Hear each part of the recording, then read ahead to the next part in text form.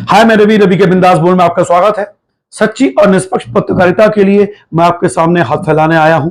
मैं चाहता हूं कि आप मुझे आर्थिक रूप से मदद करें। देखिए, print media, electronic media, digital media को सरकारें और प्राइवेट कंपनियां, बड़ी कंपनियां विज्ञापन मुहैया करा के उनकी मदद करती हैं, उन्हें बड़े बड़े डोनेशन दिए जाते हैं। लेकिन हम जैसे स्वतंत्र पत्रकार क्या करें सच्ची और निष्पक्ष पत्रकारिता के लिए? हम चाहते हैं कि हम आपके पास आएं और हम अपने डोनेशन करें, चंदा करें, हम पर भरोसा करें।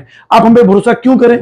हमने ऐसा क्या किया है? तो कुछ उदाहरण मैं आपको देना चाहता हूं ताकि मैं भरोसा दिखा सकूं कि हमारी राजनीतिक भविष्यवाणियां, सामाजिक भविष्यवाणियां कभी गलत नहीं होती और हम ग्राउंड में जाकर रिपोर्टिंग करते हैं और सही रिपोर्ट आपके सामने पेश करते हैं। तो देखिए, पहला मामला मैं बताऊं, जब उत्तराखंड में चुनाव हो रहे थे तभी हम यहाँ आए थे।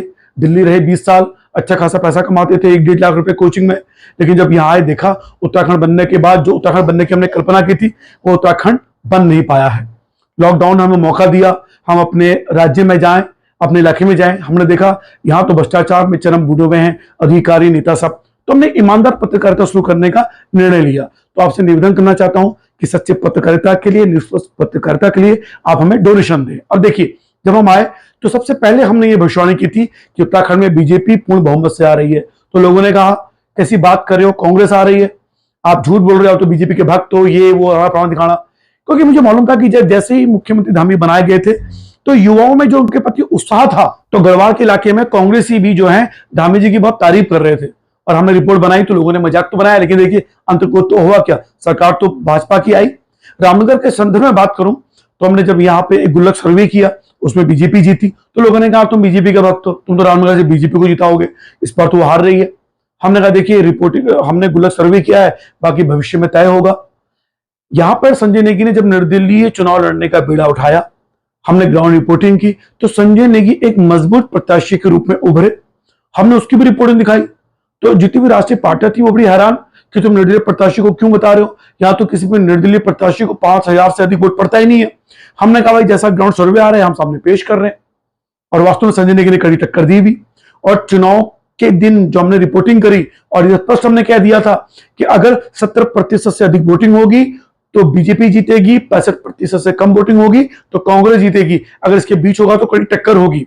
संजय नेगी 12 फरवरी से पहले पहले अच्छे चल रहे थे, लेकिन 12-13 फरवरी को जो कांड हुआ था उस कांड से संजय नेगी की में बहुत छवि में धूमिल हुई और उस कांड से वो थोड़ा सा पीछे हटे। ये हमने बकायदा अपनी रिपोर्ट में कहा। और देखिए, बीजेपी रामनगर से जीती, सटीक भविष्यवाणी हमारी सही साबित हुई। और मैं ये भी कहा था कि 5,000 से अधिक का अंतर रहेगा, ज्यादा का नहीं रहेगा। फिलहाल हमारा जो दूसरा सटीक आकलन था, अभी हाल में ही बड़े बड़े चैनल अखबारों ने ये खबर कर दी, बड़े बड़े अखबारों पत्रकारों ने ये कह दिया कि मुख्यमंत्री धामी अपने मंत्रिमंडल पद का विस्तार करने वाले हैं। और इन पत्रकारों ने और इन अखबारों ने, न्यूज चैनलों ने तो बकायदा नेताओं के इंटरव्यू लेना शुरू कर दिए कि आपको मंत्री बनाया जा सकता है, बताइए। ये मंत्रियों के नाम घोषित कर दिए, दायित्वों के नाम घोषित कर दिए कि इसको दायित्व सौंपा जा सकता है। तब अकेला रवि के बिंदास बोल, एक अकेला ऐसा पत्रकार था पूरे उत्तराखंड में जिसने ये बात बोली कि देखिए, धामी सरकार का कोई भी विस्तारीकरण नहीं होने जा रहा है, कोरी अफवाह है, झूठ है, सिर्फ मलाई दिखाई जा रही है, बांटी नहीं जाएगी। सटीक साबित हुई, कोई मंत्रिमंडल विस्तार नहीं हुआ है। आज से 3 महीने पहले की खबर थी, 3 महीने हो गए, अभी तो कोई मंत्रिमंडल विस्तार नहीं है और 2024 से पहले होने की संभावना भी नहीं है, ये हम पहले कह चुके हैं। तीसरा और सटीक आकलन बताना चाहता हूं आपको, जब कुछ महीनों पहले धामी सरकार का एक चिंतन शिविर रामनगर में होने जा रहा था और धामी जी ने उससे पहले घोषणा कर दी थी कि जितने भी हम सरकारी कार्यक्रम करेंगे वो सरकारी निवासों, आवासों में होंगे, ठिकानों में होंगे, किसी महंगे महंगे रिजॉर्ट होटलों में नहीं होंगे। लेकिन यहाँ रामनगर के महंगे महंगे रिजॉर्ट में हो रहे थे। तो हमने वो रिपोर्ट बनाई कि धामी सरकार अपनी वादे से मुकर रही है। और ये रिपोर्ट इतना वायरल हुई कि सचिवालय तक पहुंची, मुख्यमंत्री धामी के संज्ञान में आया और धामी सरकार को वो कार्यक्रम चिंतन शिविर उत्तराखंड सरकार का रद्द करना पड़ा। हुआ कहां? मसूरी में। कहां हुआ? सरकारी ठिकानों में। तो ये हमारी रिपोर्टिंग का असर था। चौथा और अंतिम, बनभूलपुरा मुस्लिम बहुल इलाका है, वहां पे माननीय हाईकोर्ट के आदेश से रेलवे की जो अतिक्रमण जमीन से हटाए जाने के आदेश जारी हो गए थे, बिल्कुल आदेश जारी हो गए थे। वहां पे पुलिस बल तैयार हो चुका था, हम वहां लाइव रिपोर्टिंग करने गए तो हमने पाया कि ठंड का समय है, कोहरा लगा हुआ है जबरदस्त, और ऐसे मौसम में अगर ये उत्तराखंड सरकार हाईकोर्ट के नियमों का पालन करेगी तो ज्यादती होगी, उसे ये नहीं करना चाहिए।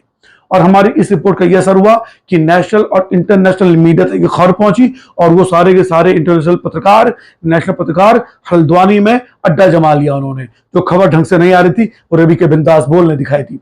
तब हमें ये कहा गया तुम मुस्लिम परस्त पत्रकार हो, तुम ये हो वो। हमने कहा बात मुस्लिम परस्ती की नहीं है, मालूम बस है इंसान होने की, निकालो। हमने कहा मना किया, लेकिन ठंड के समय जब कोहरा पड़ रहा है, कुछ महीनों बाद पेपर है फरवरी में, तो अभी क्यों निकालने की जल्दी हो रही है? मत निकालिए। हालांकि मामला सुप्रीम कोर्ट पहुंचा और मामले में स्टे लग गया और अभी जुलाई अगस्त चल रहा है, अगस्त का महीना चल रहा है और अभी तक उन्हें हटाया नहीं गया है। ये हमारी रिपोर्टिंग का असर था। उसके बाद हमने देखा कि देखिए कड़े कड़े मामलों में कई पत्रकार जो हिम्मत नहीं होती वो रिपोर्टिंग हम करते हैं। अभी रामनगर में कुछ महीनों पहले 14 साल की एक हिंदू लड़की को एक 22-23 साल का मुस्लिम लड़का भगा के ले जाने की कोशिश कर रहा था। हिंदू संगठन ने पकड़ा, हमने उसकी रिपोर्टिंग तैयार कर दी, तो हमें टोन कसा गया कि देखो तुम तो हिंदू मुस्लिम कर रहे हो, हिंदू मुस्लिम कर रहे हो। मैं बड़ा हैरान, तो मैंने उन मुस्लिमों को लताड़ा। मैंने कहा तुम्हें शर्म नहीं आ रही है? एक 14 साल की बेटी वो तुम्हारी भी हो सकती है। तुम्हारे समुदाय का अगर कोई बुजुर्ग बालिग आदमी, अगर तुम्हारे परिवार घर परिवार की तुम्हारे समुदाय की 14 वर्ष की बेटी को भगा के ले जाएगा तो क्या तुम ऐसे हंसोगे, ऐसे खुशी होगी तुम लोगों को? चुप, मौन हो गए सारे के सारे। लेकिन ये जज्बा होता है कि आपकी नीयत साफ होनी चाहिए। मैं जाति धर्म संप्रदाय की रिपोर्टिंग नहीं करते हम, जो सच है वो दिखाने का मादा रखते हैं और इस सच को मादा दिखाने के लिए कभी कभी आप पर एफआईआर भी दर्ज हो सकती है। तो रामनगर के कुछ पत्रकार हमारे खिलाफ पिछले साल थाने में पहुंच गए थे 295 सांप्रदायिक माहौल बिगाड़ने की धारा लेकर। वो तो भला हो, हमारी नीयत साफ होने का, हमारा कुछ बिगड़ सकता नहीं था क्योंकि हमने ऐसी कोई रिपोर्टिंग नहीं की थी। उन पत्रकारों को मुंह की खानी पड़ी और हमारा कुछ भी नहीं बिगड़ा। फिलहाल मैं ये कहना चाहता हूं कि हम अपनी ईमानदार पत्रकारिता आपके सामने रख रहे थे, ये विश्लेषण वही था। तो अगर आप हम पे भरोसा करते हैं तो आप हमें डोनेट करें, चंदा दें। मैं आपके पास आऊंगा, आपके करीब आऊंगा और उम्मीद करता हूं कि आप खुलकर हमें चंदा देंगे भी। देखिए किसी नेता से, किसी अधिकारी से अगर हम अंडर द टेबल चंदा ले लेंगे तो वो शर्मनाक होगा।